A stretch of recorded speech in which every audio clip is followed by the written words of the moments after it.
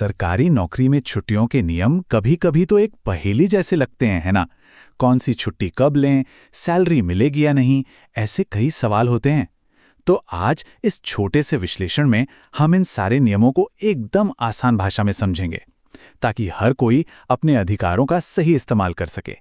तो चलिए शुरू करते हैं।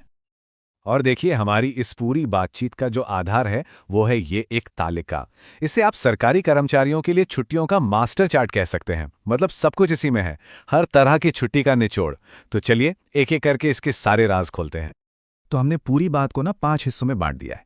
सबसे पहले हम अवकाश की दुनिया को समझेंगे, फिर बात करेंगे रोजमर्रा की छुट्टियों की। उसके बाद स्वास्थ्य और परिवार के लिए कौन कौन से अवकाश हैं। फिर देखेंगे करियर और कुछ खास हालात के लिए मिलने वाली छुट्टियां। और आखिर में कुछ ऐसे गोल्डन रूल्स पर बात करेंगे जो सबको पता होने ही चाहिए। तो चलिए शुरू करते हैं पहले सेक्शन से और समझते हैं कि छुट्टियों को लेकर सबसे बुनियादी बात क्या है, जिसे अक्सर लोग गलत समझ लेते हैं। ये लाइन बहुत जरूरी है। अवकाश को अधिकार के रूप में नहीं मांगा जा सकता। अब इसका मतलब ये नहीं कि छुट्टी मिलेगी ही नहीं, इसका सीधा सा मतलब ये है कि छुट्टी की मंजूरी आपके डिपार्टमेंट की जरूरत पर भी निर्भर करती है। मतलब ये एक तरह से कर्मचारी के हक और ऑफिस के काम के बीच एक बैलेंस बनाने की कोशिश है। चलिए अब बात करते हैं उन छुट्टियों की जिनसे हम सबका वास्ता सबसे ज्यादा पड़ता है। मतलब रोजमर्रा की जरूरतें और साल भर की प्लानिंग वाली छुट्टियां। तो सबसे पहले आती है आकस्मिक अवकाश, जिसे हम आमतौर पर कैजुअल लीव या सीएल कहते हैं। ये किस लिए है? ये उन अचानक आ जाने वाले कामों के लिए है जिनकी कोई प्लानिंग नहीं हो सकती। मान लीजिए बैंक जाना पड़ गया, कोई घर में जरूरी काम आ गया, या बस एक दिन का ब्रेक चाहिए, उसके लिए है ये। और जानते हैं, एक साल में ऐसे अचानक कामों के लिए पूरे 14 दिन मिलते हैं। ये नंबर याद रखना जरूरी है, क्योंकि यही 14 दिन काम और पर्सनल लाइफ की छोटी मोटी जिम्मेदारियों के बीच तालमेल बिठाने में मदद करते हैं। और हाँ, ये हर साल नए सिरे से मिलते हैं। कैजुअल लीव के बाद आती है अर्जित अवकाश या अर्न्ड लीव। नाम से ही जाहिर है ना? ये वो छुट्टी है जिसे एक कर्मचारी अपने सर्विस के साथ साथ कमाता है, अर्न करता है। ये समझिए कि लंबी प्लान की हुई छुट्टियों के लिए आपका एक जमा किया हुआ खजाना है। जैसे पूरे परिवार के साथ कहीं घूमने जाना हो तो यही काम आती है। और यहां पर ये नंबर, ये तो हर सरकारी कर्मचारी को याद रखना ही चाहिए। 300। आप ज्यादा से ज्यादा 300 दिनों की ही अर्न्ड लीव जमा कर सकते हैं। इसके ऊपर अगर छुट्टियां हुई तो वो लैप्स हो जाती है, मतलब बेकार चली जाती हैं। इसीलिए अपनी छुट्टियों की प्लानिंग टाइम पे करना बहुत बहुत जरूरी है। अच्छा, अब बात करते हैं उन छुट्टियों की जो जिंदगी के सबसे जरूरी वक्त पर काम आती हैं। जब सेहत साथ ना दे या घर में कोई नया मेहमान आने वाला हो, ऐसे मौकों पर ये छुट्टियां एक बहुत बड़ा सहारा बनती हैं। तो अगर सेहत ठीक नहीं है तब काम आती है चिकित्सा अवकाश यानी मेडिकल लीव। एक बात ध्यान रखने वाली है कि ये सिर्फ कर्मचारी की अपनी बीमारी के लिए होती है, ताकि वो बिना किसी टेंशन के सिर्फ अपने ठीक होने पर फोकस कर सके। और इसका प्रोसेस भी काफी सीधा है। बस 2 स्टेप्स हैं। पहला, अपने सैंक्शनिंग अथॉरिटी को छुट्टी के लिए अप्लाई करें, और दूसरा, एक ऑथराइज्ड मेडिकल ऑफिसर से वैलिड सर्टिफिकेट जमा करें। बस इससे पूरी प्रक्रिया ट्रांसपेरेंट रहती है।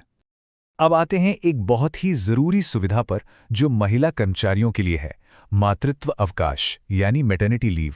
ये सच में एक बेहतरीन कदम है जो मां और बच्चे की सेहत को सबसे ऊपर रखता है।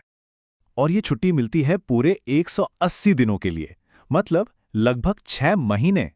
सोचिए ये कितना जरूरी समय है। मां को डिलीवरी के बाद रिकवर होने और अपने न्यूबॉर्न बेबी की देखभाल के लिए पूरा वक्त मिलता है। अच्छा, इससे जुड़ी 3 खास बातें हैं जो याद रखनी चाहिए। पहली, ये सुविधा 2 जीवित बच्चों तक के लिए मिलती है।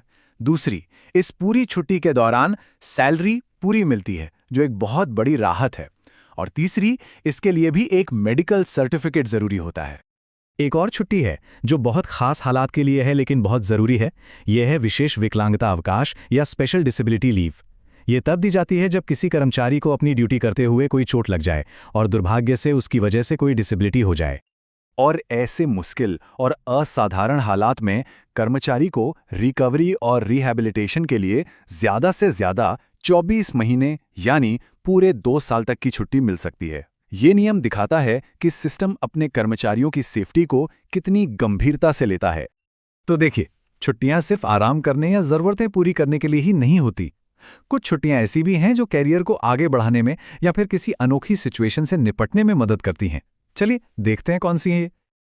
मान लीजिए कोई कर्मचारी हायर एजुकेशन लेना चाहता है और वो पढ़ाई उसके काम से भी जुड़ी है और पब्लिक इंटरेस्ट में भी है। जैसे मान लीजिए कोई डॉक्टर है और वो कोई नई मेडिकल तकनीक सीखना चाहता है तो उसे स्टडी लीव मिल सकती है। ये वाकई एक बहुत बड़ा मौका है, लेकिन हाँ, इसकी एक लिमिट भी है। कोई भी कर्मचारी अपनी पूरी सर्विस के दौरान कुल मिलाकर ज़्यादा से ज़्यादा 2 साल की ही स्टडी लीव ले सकता है, चाहे वो एक बार में ले या फिर टुकड़ों में। अब यहाँ सैलरी को लेकर एक बहुत बड़ा फर्क समझना जरूरी है।